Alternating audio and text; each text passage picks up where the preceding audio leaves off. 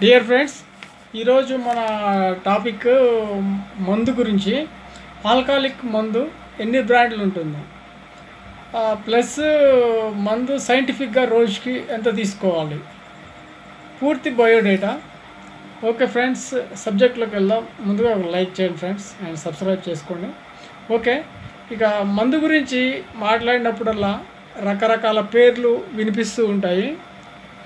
వాటిలో wine, whisky, brandy, beer, జిన్, రమ్, vodka ఇలా రకరకాల పేర్లు వినిపిస్తూ ఉంటాయి. ఎవరైతే మద్యం తాగుతారో, ఎవరైతే మద్యం తాగరో, రెండు రకరకాల వ్యక్తులకు వీటి మధ్య తేడా తెలియకపోవచ్చు. అయితే బియర్, వోడ్కా, రమ్, విస్కీ, బ్రాందీ అనే కేటగిరీస్ ఉంటాయి. మరి వాటిలో ఆల్కహాల్ లెవెల్ కూడా భిన్నంగా ఉంటుంది. అంటే ఇప్పుడు ఈ ఒక్కొక్క కేటగిరీలో అంటే ఇప్పుడు బియర్ కానివ్వండి, వాడ్కా, వీటిలలో వచ్చేసి ఆల్కహాల్ పర్సంటేజ్ అనేది భిన్నంగా ఉంటుంది. మరి కొంతమంది వారి మూడుని బట్టి మందు ఎంచుకోవడం జరుగుతుంది. మరి కొంతమంది వచ్చేసి జేబులో ఉండే పైసలను బట్టి మందు తాగుతూ ఉంటారు. అయితే ఆ మందులో తేడాలు ఎన్ని రకాలు ఉంటాయో తెలుసుకుందాం. ఇప్పుడు మందు ప్రధానంగా రెండు రకాలుగా ఉంటుంది. ఒకటి ఇది అన్డిజిటల్ డ్రింక్స్, రెండు డిజిటల్ డ్రింక్స్. అయితే అన్డిజిటల్ డ్రింక్స్ ఏమేమి ఉంటాయంటే బియర్ ఉంటుంది, ప్లస్ వాడ్కా. తెలుసు కదా, బియర్ అంటే ఎక్కువ అందరూ బియర్ తాగుతుంటారు కదా. బియర్ ప్లస్ వైన్ ఉంటుంది అన్నమాట. అన్డిజిటబుల్ డ్రింక్స్ అంటే ఇవి అన్నమాట. అయితే రెండో అంశం వచ్చేసి డిజిటల్ డ్రింక్స్ అంటారు వీటిని. ఇందులో వచ్చేసి మనకి మెయిన్గా బ్రాందీ, విస్కీ ప్రధానంగా ఉంటాయి అన్నమాట. ఇక్కడ ఇంట్రెస్ట్ విషయం ఏంటంటే డిజిటల్ డ్రింక్స్కి ఎక్స్పైరీ అస్సలు ఉండదు. బ్రాందీ, విస్కీలకు ఎక్స్పైరీ అనేది లేదు. బ్రాందీ, విస్కీ ఎప్పుడైనా త్రాగొచ్చు. కానీ అన్డిజిటల్ డ్రింక్స్ అంటారు కదా, అదే బియర్, వైన్. అయితే ఇందులో ప్రధానంగా వచ్చేసి బియర్ అనేటటువంటిది బాటిల్స్ రూపంలో మరియు టిన్స్ రూపంలో లభ్యమవుతూ ఉంటుంది. ఇది త్రాగడానికి గల కారణం ఏంటంటే బియర్ చల్లగా ఉంటుంది. బియర్లో ఆల్కహాల్ పర్సంటేజ్ వచ్చేసి 4% to 6% ఉంటుందన్నమాట. అదే లైట్ బియర్లో ఇంకా ఆల్కహాల్ పర్సంటేజ్ తక్కువగా ఉంటుంది. బియర్ మెయిన్గా బార్లీ గింజలతో తయారు చేస్తారనమాట. వైన్ని గ్రేప్ ద్వారా తయారు చేస్తారు. వైన్లో 10% to 8% వరకు ఆల్కహాల్ ఉంటుంది. బ్రాందీ ఇది కూడా ఒక రకమైనటువంటి ఆల్కహాల్ వైన్ అనమాట. దీంట్లో వచ్చేసి ఆల్కహాల్ పర్సంటేజ్ 30 to 60% వరకు ఉంటుంది. బ్రాందీ ఎక్కువ కాలం నిలువ ఉంటుందన్నమాట.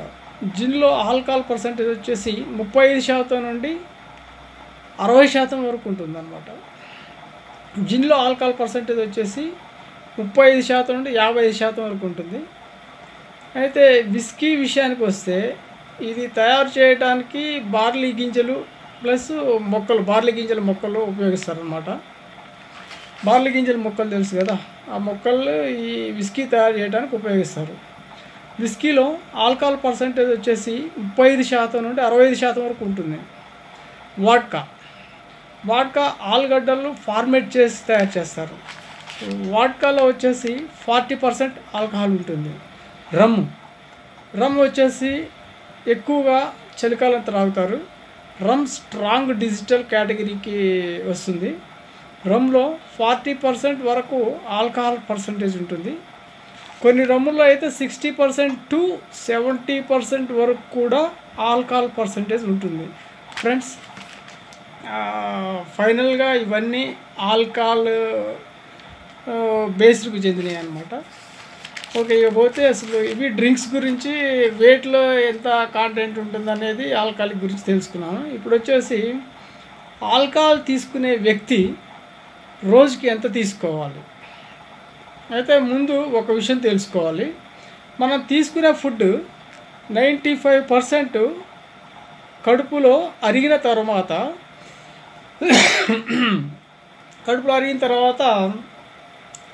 స్మాల్ ఇంటెస్టైన్లోకి వెళ్ళి దాని తర్వాత అక్కడ అబ్జర్వ్ అవుతుందన్నమాట. ఆల్కహాల్ నోట్లోకి వెళ్ళిన తర్వాత ఇమ్మీడియట్గా అబ్జర్వ్ అయిపోతుంది అనమాట. నోట్లోకి ఆల్కహాల్ వెళ్ళగానే ఇమ్మీడియట్గా అబ్జర్వ్ అయిపోతూనే ఉంటుంది. నోట్లోకి గొంతులోకి వెళ్ళిన తర్వాత 15 to 20% ఇమ్మీడియట్గా అబ్జర్వ్ అయిపోతుంది. అయితే 70 to 80% వచ్చేసి స్మాల్ ఇంటెస్టైన్ అంటారు కదా, ఇంటెస్టైన్లో అబ్జర్వ్ అవుతుందన్నమాట. ఏది 70 to 80% వరకు స్మాల్ ఇంటెస్టైన్లో అబ్జర్వ్ అవుతుంది ఆల్కహాల్ అనేటటువంటిది. ఇది డైజెస్ట్ అవ్వాల్సిన అవసరం లేదు. ఇది డైరెక్ట్గా బ్లడ్లోకి వెళ్ళిపోతుంది. బ్లడ్లోకి వెళ్ళిపోయిన ఆల్కహాల్ అక్కడి నుండి డైరెక్ట్గా లివర్లోకి వెళ్తుంది.